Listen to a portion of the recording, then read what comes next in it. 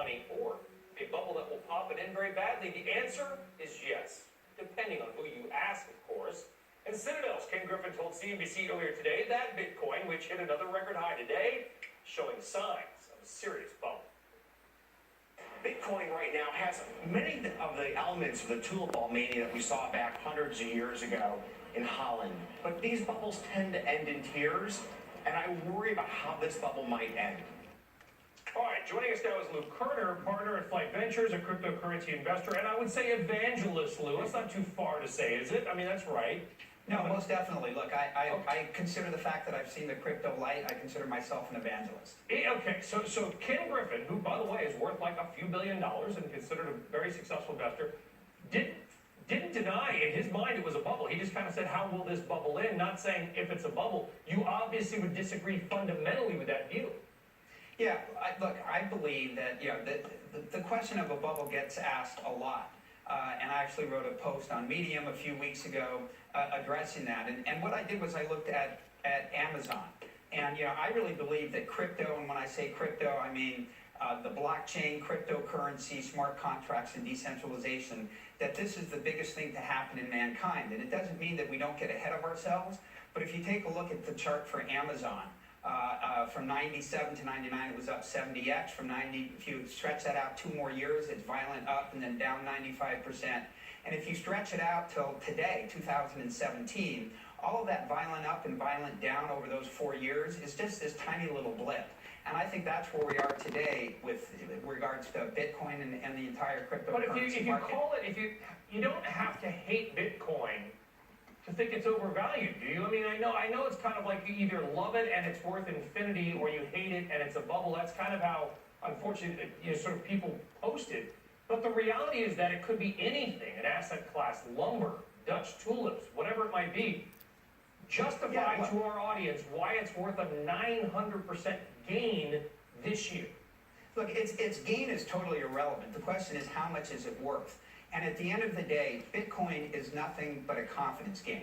That's end of game, and investors have to get confident with that. And by the way, every asset is nothing but a confidence game. Gold is nothing but a confidence game. What is it? Why does anybody own gold? Because they believe tomorrow somebody else is going to pay them more money for it. Gold is worth $8 trillion.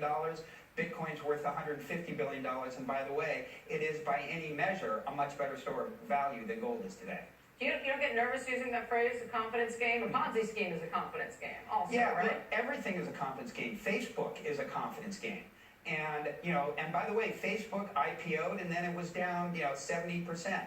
So, I have a word that I use to describe the tendency of markets to become bubbles and pop and then become bubbles again. The word that I use to describe that is capitalism. That's what we do. The government tries to tamp it down. They're not very good at it. But, I'm not spending a lot of my mind share thinking about where Bitcoin is going to be tomorrow. I'm thinking about where the cryptocurrency marketplace is going to be in 20 years. And it's not going to be 300 billion where it is today. It's going to be tens of trillions of dollars. The people who are critical of the Federal Reserve and the central banks all over the world having printed money and done quantitative easing point to cryptocurrencies and say they are a direct result of all of that. Do you have any thoughts on whether or not the loose money has created this phenomenon? I think technology basically improves everything, and currency hasn't been improved for literally hundreds and hundreds of years. So this is really, I think, the first major technological improvement that we've had in currency. And by the way, people, when they say currency now, they're thinking of currency in the same way they thought of currency for the last hundreds of years. This is something completely new. You put a smart contract on top of on top of a blockchain currency, and you can now have that currency be anything. I have no doubt in a few years I'm going to have the Lou Kerner coin. And I'm going to decide, my coin's going to automatically leave a 22% tip every time I go in a restaurant, unless I really like or don't like it. And when I go into a gas station, it won't allow me to buy gas unless every gas station I go to, everybody in their blockchain is for climate change. Yeah, right? well, That's what currency is going to become. You could call it the kernel, and we'd be all ears. Oh, God. When you talk about all those competing currencies, Lou, you know what it reminds me of?